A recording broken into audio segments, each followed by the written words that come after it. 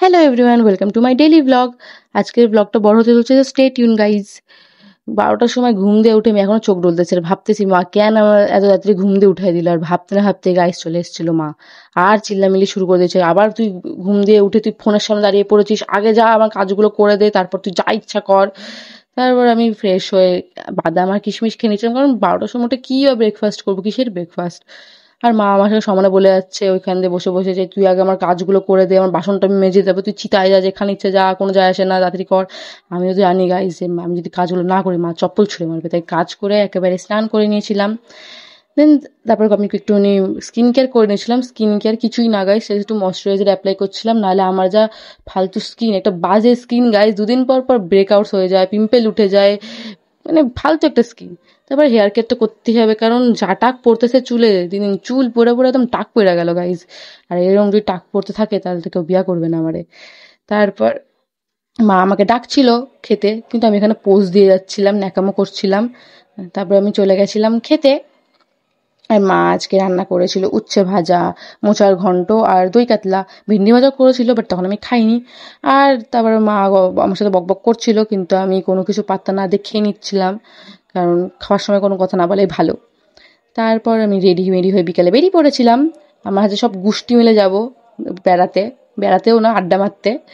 আর রাস্তায় বেয়ে দেখা হয়ে গেছিলো এগুলো বাচ্চার সাথে। এগুলো বাচ্চাটাকে আদর করে তারপর টাটা করে ওকে একটু চলে গেছিলাম চুড়ির দোকানে, কারণ শ্রাবণ মাস পড়ে গেছে আর মা বলেছিল যে আমার জন্য চুড়ি কিনে আনবি, সবুজ চুড়ি।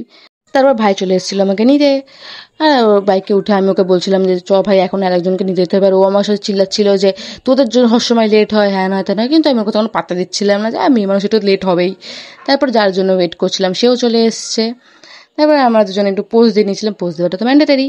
আর ও আমাকে বলছিল ব্ল্যাক ব্ল্যাক হয়ে গেছে, আমি বলছি ঠিক, দুজনেই অপয় না, এই জন্য ব্ল্যাক ব্ল্যাক হয়ে গেছে। তারপর সবার সাথে দেখা হয়ে গেছিলো, এই যে আমাদের সব এক একটা কালেশি বন্ধু বান্ধব, সব কটা কালেশি এই ঝগড়া করছে রাস্তার মধ্যে। ছাপড়ে গিরি যাবে না, এই ছাপড়িদের মতো রাস্তাঘাটে চিল্লে চিল্লে লোক শোনাচ্ছে ঝগড়া করে।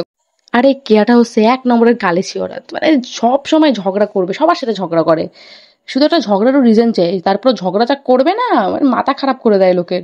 এই যে আমার চম্পাকলি বান্ধবী, আর এদের তো আলাদাই গেলাফ চলছিল গাইস, মেয়ে পাচ্ছে না তো কি করবে।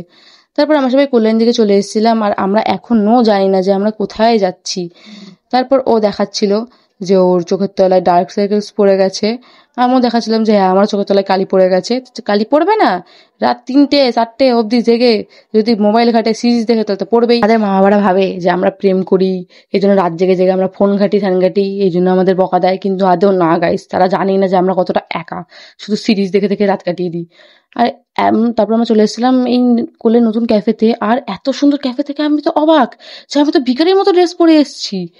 তারপর আমি তো সবার উপর চিল্লাচ্ছিলাম যে হ্যাঁ তোরা আমাকে বলিস তোরা এই ক্যাফেতে আসবি, দেখো ওদের সবার 4জন ড্রেসের দেখো কত ভালো, আর আমাকে আর কিয়াকে দেখো কি পুরো পুরো ভিখারি লাগছে আমাদেরকে। আমি সেই নিয়ে ঝগড়া করা স্টার্ট করে দিয়েছিলাম যে পুরো ভিখারি লাগছে আমাকে, তোরা আমাকে আগে বলতে পারতি, আমি ভালো সব দিয়ে আসতাম। তারপর ও আমাকে মানাচ্ছে যে না তোকে ভালোই লাগছে, আমি বললাম তেল দিস না আমাকে আর। তারপর টিকিট কেটে নেওয়া হয়েছিল ক্যাফের। তারপর আমরা সবাই চলে যাচ্ছিলাম বসার দিকে, আর একটু উপরে উঠেছিলাম সবাই মিলে ফটো তোলার জন্য, আর ছেলেগুলো চিল্লামিল্লি শুরু করেছে চ ওখানে চ, জায়গা পাবো না। তারপরে গিয়ে দেখি না গায়ে সত্যি কোনো জায়গা নেই, একদম লাস্টে গিয়ে জায়গা পেয়েছি। তারপরে এই যে দেখে নাও সব এক একটা আমার বন্ধু বান্ধবকে, সব এক একজন কালেশি। তারপর গুড্ডুর এই জায়গাটা পছন্দ হচ্ছিল না, কারণ ও বারবার বলছিল যে সামনে বাথরুম সামনে কিচেন, কিন্তু আমরা তো জানি গাইজ ও কেন পছন্দ হচ্ছিল না। তাই ও ওয়েটারটাকে দেখে ভুল ভাল ইংলিশ বলছে আর আমাদের মান সম্মান খাচ্ছিল। আর ও বলে চ চ ওইদিকে যাই, কিন্তু আমরা কিন্তু রাজি হচ্ছিলাম যে না আমরা ওইদিকে যাবো না। আসলে ব্যাপারটা সেটা না গাইজ, ব্যাপারটা হচ্ছে সামনে অনেকগুলো সুন্দর সুন্দর মায়া বসেছিল, ও তো এই জন্য সেই ধান্দাতেই যাচ্ছিল। আর আমরা সেগুলো বলাতে ও গালাগালিও দিতে পারছে না আমাকে, যেহেতু সামনে ক্যামেরা অন, তাই ও আর গালাগালিগুলো দিল না। তারপর মেয়েটাও বুঝতে পেরেছে যে ও ভাড় বকছে, তাই মেয়েটা চলে গেছে ওর কথাবার্তা না শুনে। সবাই গেছে ফটো তুলতে আর আমরা দুজন বসে আছি, কারণ আমাদের যা ড্রেসআপের ছিঁড়ি, আমরা বলেছি না আমি ভিখারির মতো আমরা ফটো তুলবো না। আর যেহেতু আমরা ফটো তুলতে যাইনি, তাই আমাদের এই বান্ধবী ফটো তুলতে যাইনি, কত ভালোবাসা, একদম টুরু বান্ধবী আমাদের। তারপর গাইস চলে এসেছিল আমাদের চা, আর চাটা এত জঘন্য খেতে ছিল গাইস, মানে জঘন্য, মানে গিতে বিস্তিরি খেতে ছিল, দুধ তো মেশানো ছিল না, জল বেশি চা দিয়ে দিছে আমাদের। আর এই মেয়েটা যা ঝগড়া করতে পারে, শুধু ঝগড়া। রাতে ঠান্ডার জ্বর, একটু গরুর মুখ গেছে।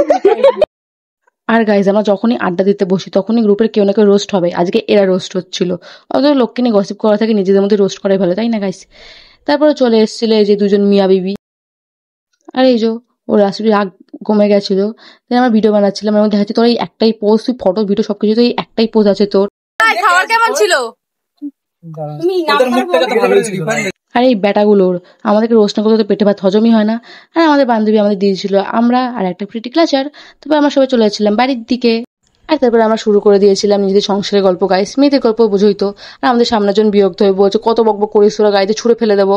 আর আমরা ওকে পাত্তা নিতে তাও বকবক করে যাচ্ছিলাম। আর ওই যে পিছন দিয়েও তোমাদের সবাইকে হাই করছে গাইস। তারপর আমরা চলে গেছিলাম বাড়ি। And that's it for today. দেখা হবে অন্য একটা ব্লগে। আর তোমরা যারা আমার ভিডিও ফেসবুক থেকে দেখছো তারা প্লিজ ফলো করে দিও, আর যারা ইউটিউব থেকে দেখছো তারা প্লিজ সাবস্ক্রাইব করে দিও। ওকে, বাই।